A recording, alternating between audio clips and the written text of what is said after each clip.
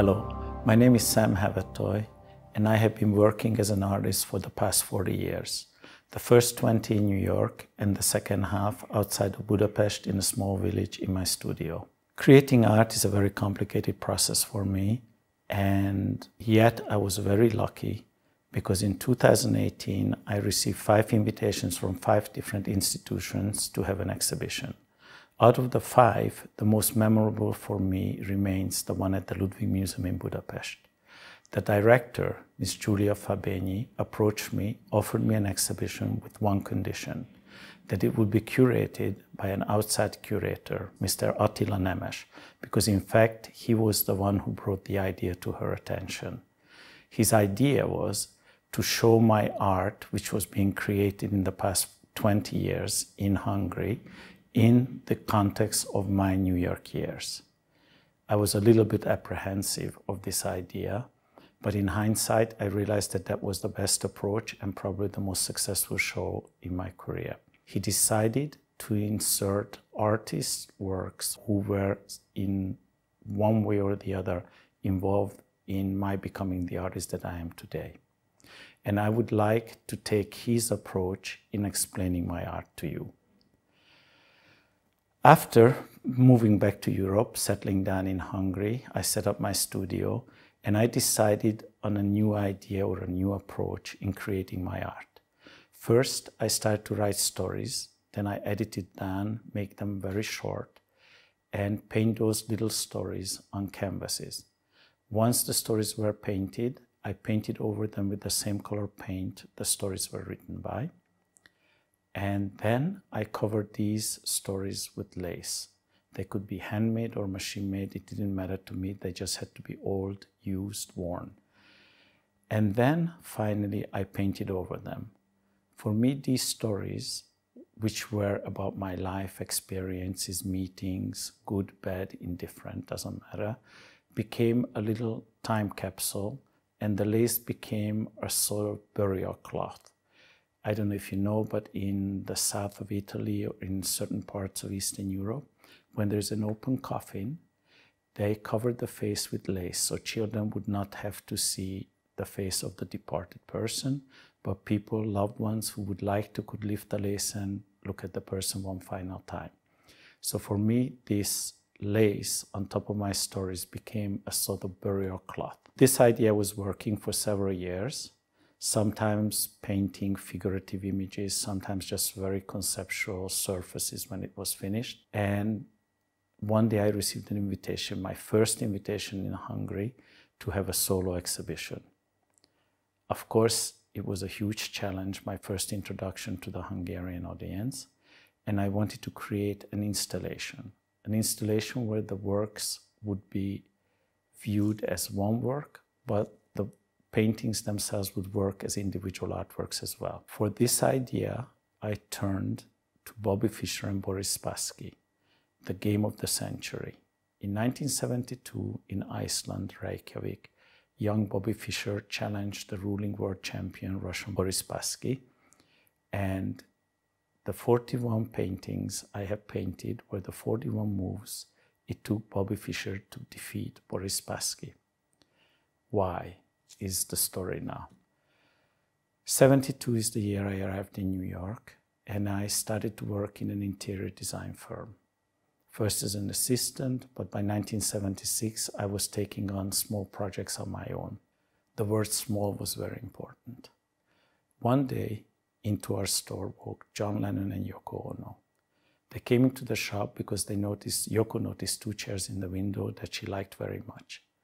While she was examining the chairs, John walked through the store, noticed an Indian antique chess set, and pulled me aside and asked me if I could bleach both sides white. I had no idea why he would ask me that, but of course I said yes. So he reserved the piece, and when I delivered the chairs to their apartment, he slipped me a piece of paper and asked me to have the board engraved. I did it, and with this, our relationship began. Within a short period of time, I was decorating 5 of their homes, and decorating is a very personal experience, and usually you become friends with your clients. For me, becoming friends with John and Yoko was kind of a dream come true. During this time, Yoko opened my eye to the contemporary art scene.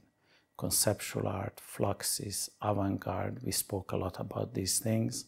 I finally saw her original white chess set, and she even took me to the Museum of Modern Art in 1978, and there I discovered something quite incredible, Marcel Duchamp's Ready-Made. It was one of Yoko's favorite artworks. The title was Fresh Widow.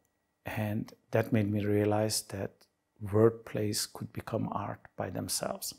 After John's murder, I spent more and more time with Yoko, trying to be helpful, trying to help her whichever way possible. One time we were opening fan mail. There were thousands and thousands arriving every week.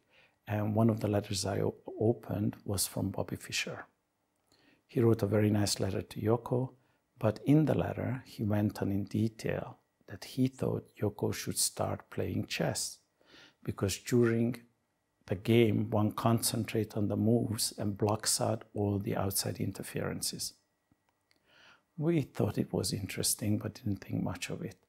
I could play chess because in Hungary, all children learn to play chess. Then, a little while later, I suggested to her, why don't we try? And we did. And it became a ritual in our lives. We played, after a while, we were playing 3 times a day. Even when we were traveling, we were carrying a traveling board. We had permanent boards set up in New York and in my home in Budapest. So whenever we arrived, we could just sit down and play. It's a long story about chess. In the mid-90s, Yoko received an invitation to have an exhibition in Valencia, Spain. And she's a conceptual artist. So her ideas had to be executed by others. And her idea was to have, in one of the rooms, 6 of her white chess sets. I was the perfect person to execute her ideas because of my decorating background. I have all the resources and the workmen at my disposal. So I suggested to her that we would make not only 6 white chess boards, but chairs as well. And I recommended to use a suite of furniture by Joseph Hoffman. Those were the chairs and the table I sold to them years before, and they were in their bedroom. She liked the idea very much, so the pieces were made and the exhibition took place. I made not only 6, but a 7th, which then I installed in my apartment in my bedroom in Budapest. My life ended in New York and I moved back to Hungary. I was spending a lot of time in this bedroom looking at this board I made for her and look at the board that was in my living room that we used to play at. And chess became something very personal, very different to me. Chess is the ultimate mind game. People try to guess the other person's move and try to defeat it so it wouldn't happen.